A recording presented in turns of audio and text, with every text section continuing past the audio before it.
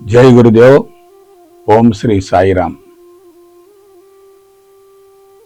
సత్యం అంటే ఏమిటి? సత్యం అంటే మారనిది, మార్పులకు గురి కానిది, సనాతనమైనది, అనంతమైనది, కంటికి కనిపించనిది, నిరంతరం కొనసాగేది. మరొకసారి చూద్దామా? మారనిది, మార్పులకు గురి కానిది, సనాతనమైనది, స్వచ్ఛమైనది, అనంతమైనది, నిరంతరం కొనసాగేది, మార్పులకు గురి కానిది. ఈ కాన్సెప్ట్ని తీసుకుందాం. అటువంటిది విశ్వంలో ఎక్కడుంది? కంటికి కనిపించకుండా, మార్పులు చెందకుండా, స్వచ్ఛంగా ఉన్నది ఈ విశ్వంలో ఎక్కడుంది? ఎక్కడుందంటే అంతటా ఉంది. అది అంతటా ఉంది, కానీ కంటికి కనిపించదు కదా. కనిపించే దానిని గురించి ఆలోచించేవాడే శాస్త్రవేత్తలు. కంటికి కనిపించిన దాన్ని అనుభవంలోకి పొందేవాళ్లే ఆధ్యాత్మికవేత్తలు. ఆధ్యాత్మికవేత్తలలో సత్యం ఉంటుంది, శాస్త్రవేత్తలలో సత్యం వక్రీకరించబడుతుంది. నేనేమంటున్నానంటే శాస్త్రీయ ఆధ్యాత్మికత ఉండాలి. శాస్త్రీయతను పక్కన పెట్టడం భావ్యం కాదు. ఆధ్యాత్మికతకు దూరంగా ఉండటం భావ్యం కాదు. రెండింటిని మనం ఏం చేయాలి? సమన్వయం చేయాలి. రెండింటిని సమన్వయం చేయాలి. సమన్వయం అయితే పరిపూర్ణమవుతుంది. ఒకటే ఉంటే పాక్షికం అవుతుంది. కాబట్టి మారనిది, మార్పులకు గురి కానిది, సనాతనమైనది, అనంతమైనది, నిరంతరం కొనసాగేది, మార్పులు చెందనిది భగవంతుడే. అటువంటి భగవంతుడు సర్వత్రా వ్యాపించి ఉన్నాడు. ఆ భగవంతుడి కోసం ఎటువంటి అన్వేషణ చేయవలసినటువంటి అవసరం లేదు. ఇంతవరకు బాగానే ఉంది. మరి కనిపించినటువంటి భగవంతుణ్ణి మనం ఎలా అనుభవంలోకి పొందుతాం? ఒక ఆకారాన్ని చూసి ఆకారం ఫలానా విధంగా ఉందని వర్ణించగలం, కానీ అసలు ఆకారమే లేదు కదా, గుణాలు లేవు కదా, కంటికి కనిపించదు కదా, ఆది నుండి ఉన్నది కదా, అనంతమైంది కదా, మార్పులకు గురి కానిది కదా. దాన్ని ఎలా వర్ణిస్తాం? ఎలా అనుభవంలోకి పొందుతాం? అది ఎలా సాధ్యమవుతుంది? ఇటువంటి కీలకమైనటువంటి అంశాన్ని బహిర్గతం గావించినటువంటి పవిత్రమైన గడ్డ మన భారతదేశం. దాన్ని బహిర్గతం గావించినటువంటి మహోన్నత వ్యక్తులు ఎవరంటే ఋషులు. ఋషులంటే ఎవరు? సత్య దర్శకులు.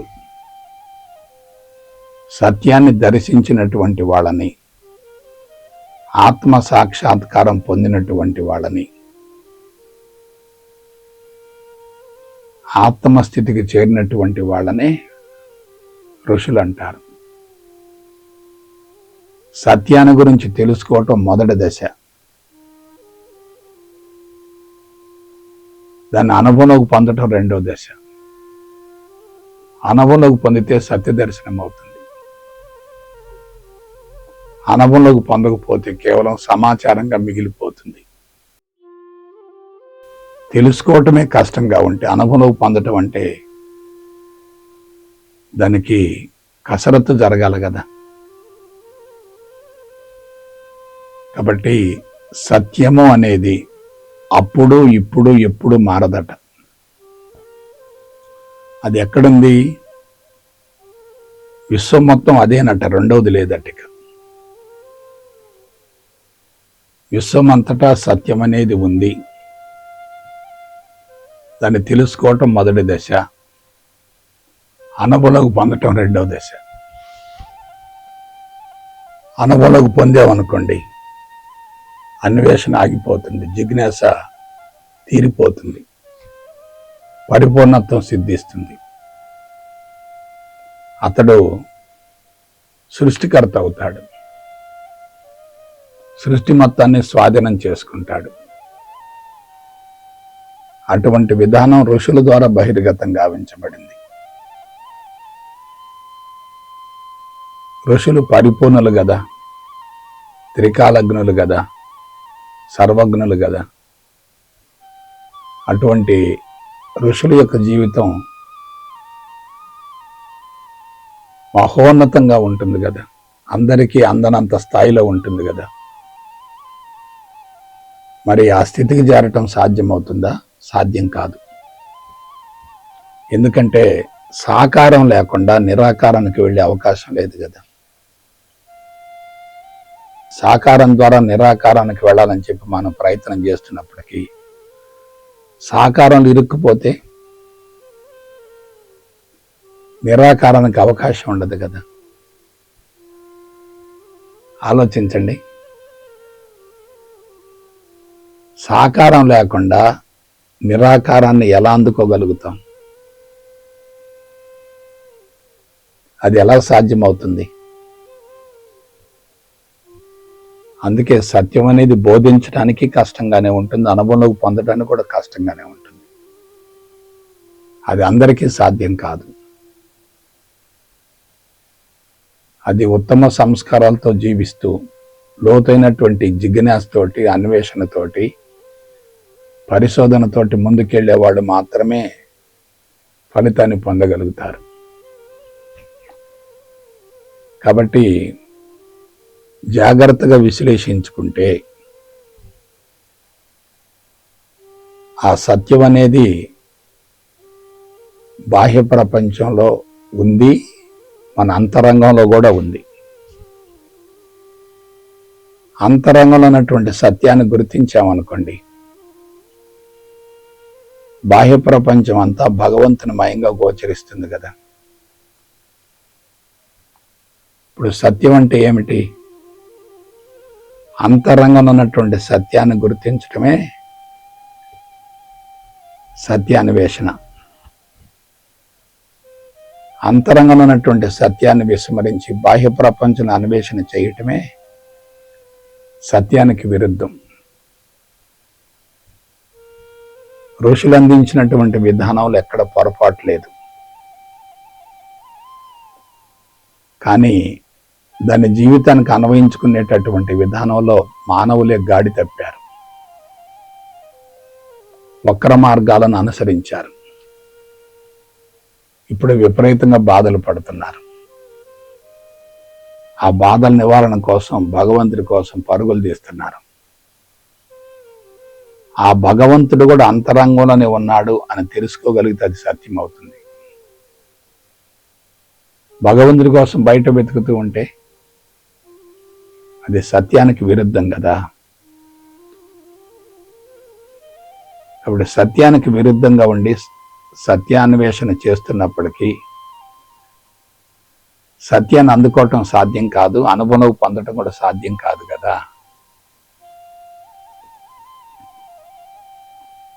కాబట్టి సూక్ష్మాతి సూక్ష్మమైనటువంటి శుద్ధ చైతన్యమే సత్యం. దాన్ని తెలుసుకోవటం కష్టమే, అనుభవం పొందటం కూడా కష్టమే. కానీ సాంకేతికతను వాడేటట్లయితే తప్పనిసరిగా సత్ఫలితం వస్తుంది. భారతదేశపు ఆధ్యాత్మిక విధానంలో శాస్త్రీయత, సాంకేతికతలు లోపించాయి. అవి రెండు లోపించాయి. అందుకే మనిషికి విముక్తి కలగటం లేదు, మనిషి బాధల నుంచి బయటపడటం లేదు, మనిషి పూర్తిగా దెబ్బతిన్నాడు, కోలుకోలేని దెబ్బ తగిలింది మనిషికి. అతని ప్రజ్ఞ అనంతంగా విస్తరించినప్పటికీ భౌతికవాద మత్తు వలన ప్రజ్ఞ కుంచుకుపోయింది. ప్రజ్ఞ విస్తరించకపోయినా పర్లేదు, కానీ కుంచుకుంటే చాలా ప్రమాదం కదా. అందువల్ల మనం ఏం చేయాలి? సత్యాన్ని దర్శించాలి. సత్యాన్ని దర్శించడం అంటే ఏమిటి? సత్యం నుండి ఆవిర్భవించినటువంటి స్థూల జగత్తును కూడా సత్యంగా భావించగలగాలి. సత్యం నుండి ఆవిర్భవించినటువంటి స్థూల జగత్తును కూడా సత్యంగా భావించగలిగితే సత్యాన్వేషణ ముగిసినట్లే కదా. కాబట్టి కనిపించే దానినే భగవంతునిగా భావించామనుకోండి, ఏమవుతుంది? సత్యాన్వేషణకు అవసరం లేదు కదా. అయితే కేవలం దాన్ని సిద్ధాంతపరంగా తెలుసుకుంటే ఎటువంటి ప్రయోజనం ఉండదు, అనుభవంలోకి రావాలి.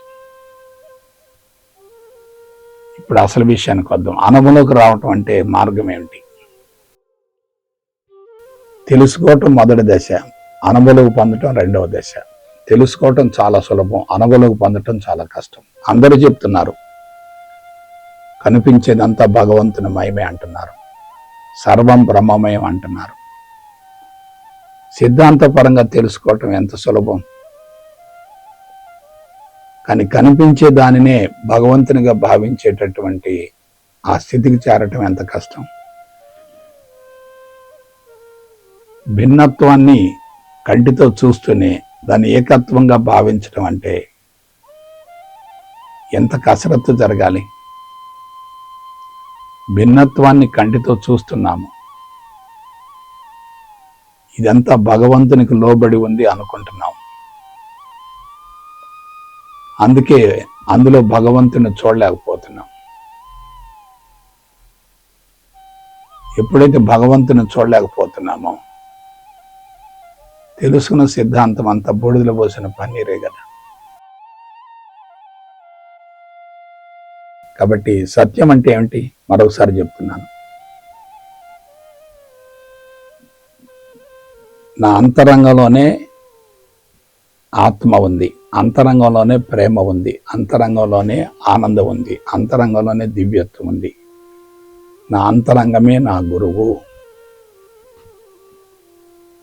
ఎప్పుడైతే అంతరంగం శుద్ధి అవుతుందో బాహ్య ప్రపంచం కూడా భగవంతుని మయంగా గోచరిస్తుంది కదా. ఇప్పుడు విషయం ఏంటంటే అంతా భగవంతుని మయమే అనేటటువంటి విషయాన్ని అందరూ చెప్తున్నారు. కంటికి కనిపించేదంతా భగవంతుని మయమే అనేటటువంటి భావన కలగాలంటే అంతరంగం శుద్ధి కావాలి కదా. అంతరంగ శుద్ధి జరగకుండా బాహ్య ప్రపంచాన్ని భగవంతునిగా మనం చూడలేం కదా. ఆలోచించండి. అంతరంగం కలుషితంగా ఉంటే బాహ్య ప్రపంచం భగవంతుని మయంగా గోచరించదు కదా. అప్పుడు అంతరంగంలో అసంతృప్తి అలాగే ఉండిపోతుంది కదా. కాబట్టి ఎక్కడ పొరపాటు జరుగుతుంది? భారతదేశంలో ఆధ్యాత్మిక గనులు పుష్కలంగా ఉన్నప్పటికీ, ఆ గనులు అంతరంగంలోనే ఉన్నప్పటికీ దాన్ని అందరూ తెలుసుకోలేకపోతున్నారు కదా, బహిర్గతం చేయలేకపోతున్నారు కదా. అందువల్ల సత్యము అంటే భగవంతుడు అనేటటువంటి విషయాన్ని రూఢి చేసుకున్నాం అనుకో, అప్పుడు మనిషి అంతర్ముఖానికి మళ్ళుతాడు.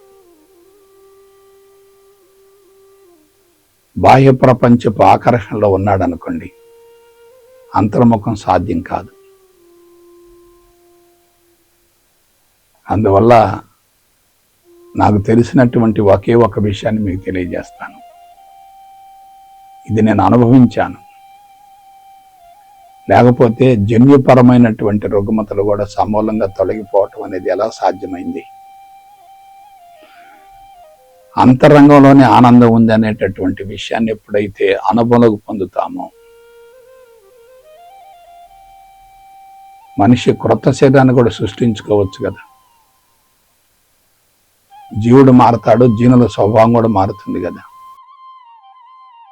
జీవుడు మారతాడు, జీనుల స్వభావం కూడా మారుతుంది. ఇది ఋషులు అనుభవించారు. అది ఆకస్మికంగా ఏం రాలేదు, ఎప్పటి నుంచో కొనసాగుతుంది. కానీ ఆ ప్రయాణంలో చాలామంది ప్రక్కదోవ పట్టారు. కొండ మీద జ్యోతి కనపడుతుంది, ఆ జ్యోతిని చేరటం కోసం ప్రయాణం ప్రారంభించారు. ఎవరికాడు పక్కదోవకి వెళ్ళిపోయారు. స్థిరంగా జ్యోతి మీద దృష్టిని కేంద్రీకరించలేదు, అందుకే ఫలితం రాలేదు. ఎప్పుడైతే దాని ద్వారా ఫలితం రాలేదో ఆ వైపుకు మళ్ళీ వాళ్ళు తగ్గిపోతున్నారు. అశాస్త్రీయ విధానం అనుసరించేటటువంటి వాళ్ళు పెరిగిపోతున్నారు. అశాస్త్రీయ విధానాన్ని గురించి తెలుసుకోగలిగితే మనం సత్యం వైపుకి వెళ్ళే అవకాశం ఉంటుంది కదా. ఇది మన సత్యాన్వేషణ అంటే. భగవంతుని వెతుక్కోవటం అంటే అది బాహ్యముఖ ప్రయాణమే కదా. భగవంతుని గురించిన వెతుకులాట్లేదనుకోండి, అది సాధనే కదా. ప్రత్యేకంగా సాధన ఎందుకు? అందరూ ఏమవుతున్నారు? భగవంతుడి వేటలో పరుగులు తీస్తున్నారు.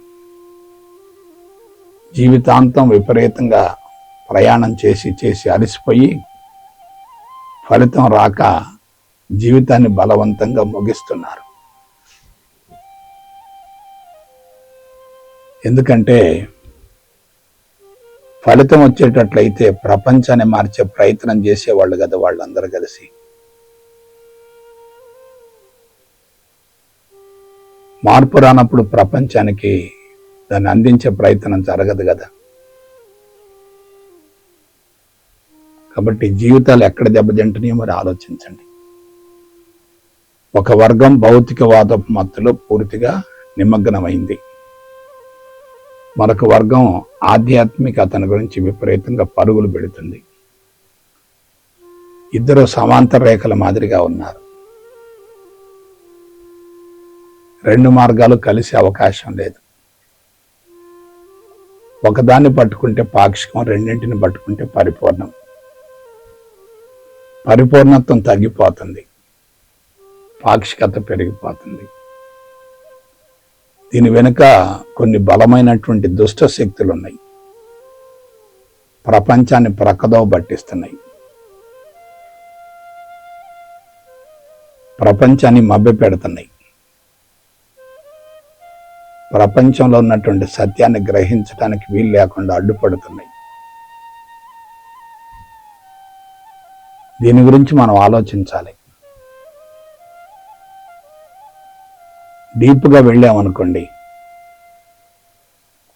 తప్పనిసరిగా సత్య దర్శనం జరుగుతుంది. సత్య దర్శనం జరిగిన తర్వాత జీవితమే సాధనగా మారుతుంది. ఇక ప్రత్యేకంగా సాధన కొనసాగించవలసిన అవసరం లేదు.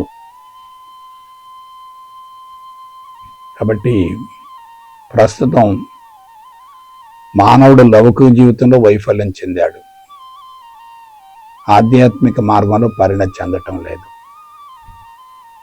ఏమయ్యాడు? రెంటికి జడ్డ రేవడిలా తయారయ్యాడు. ఒక వర్గం ఆధ్యాత్మిక అన్వేషణలో తలమునకలవుతుంది, మరొక వర్గం ఆస్తులు సమకూర్చుకోవటంలో విపరీతంగా శ్రమిస్తుంది. రెండు విధానాలు సత్యానికి విరుద్ధమే కదా. రెండు విధానాల వలన మానవాళికి న్యాయం జరగటం లేదు కదా. కాబట్టి పొరపాటు ఎక్కడ జరుగుతుందో ఆలోచించండి. మనం సత్యాన్ని వక్రీకరిస్తున్నాం, సత్యాన్ని అనుభవంలోకి పొందలేకపోతున్నాం. అంటే భగవంతుడి యొక్క స్థితిని స్వీకరించలేకపోతున్నాం. ప్రచారం ముఖ్యం అనుకుంటున్నాం తప్ప ఆచరణ గురించి ఆలోచించడం లేదు. ప్రచారపు ఆర్భాటం పెరుగుతుంది తప్ప ఆచరణ ఉండటం లేదు కదా. కాబట్టి మనుషులు ఏమవుతున్నారు, ఏదో తెలియనటువంటి అసంతృప్తి అలజడితోటి విపరీతంగా బాధలు పడుతున్నారు. ఫలితం లేదని తెలిసినా సరే పరుగులు పెడుతూనే ఉన్నారు. ఫలితాన్ని పొందినటువంటి వ్యక్తులు కనపట్టలేదు. వాళ్ళు కూడా ఫలితాన్ని పొందారని చెప్పి ఆలోచిస్తున్నారు, వాళ్ళను వాళ్ళు సమర్థించుకుంటున్నారు. సత్యాన్ని అనుభవంలో పొందినటువంటి వ్యక్తికి ప్రపంచంలో ఎదురేముంటుంది? సంకల్పము క్రియ ఒకేసారి జరుగుతాయి కదా.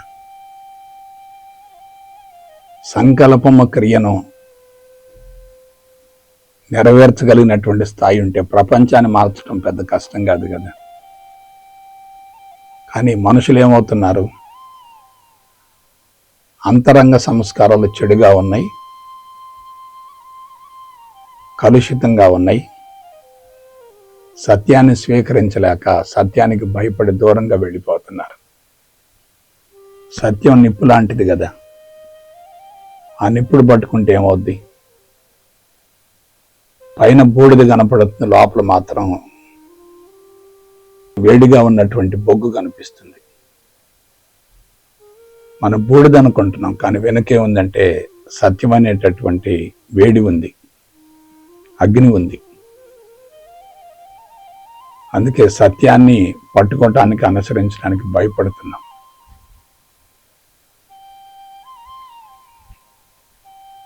కాబట్టి మన వంతు ప్రయత్నం జరగాలి.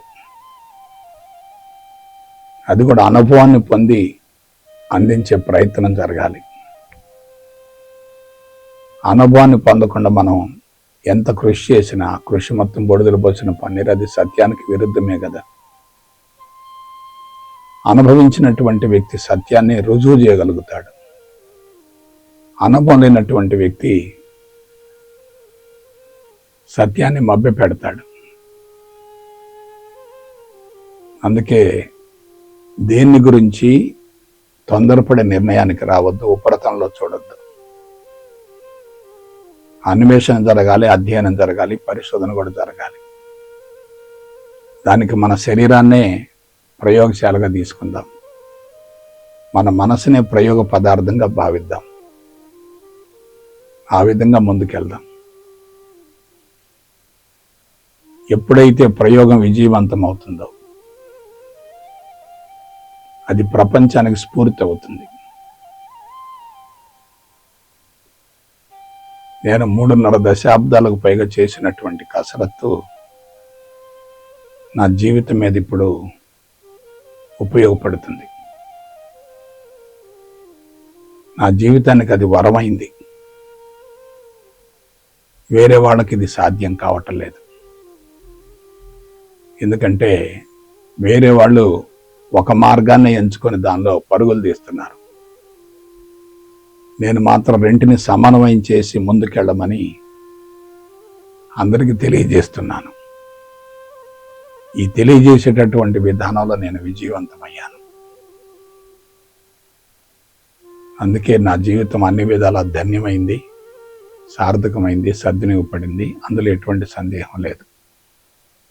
మీరు కూడా ఆ దిశగా ప్రయాణం సాగించాలని మనసా వాచ కర్మణ కోరుకుంటూ సెలవు తీసుకుంటా. జై గురుదేవ్, జై గురుదేవ్, జై గురుదేవ్.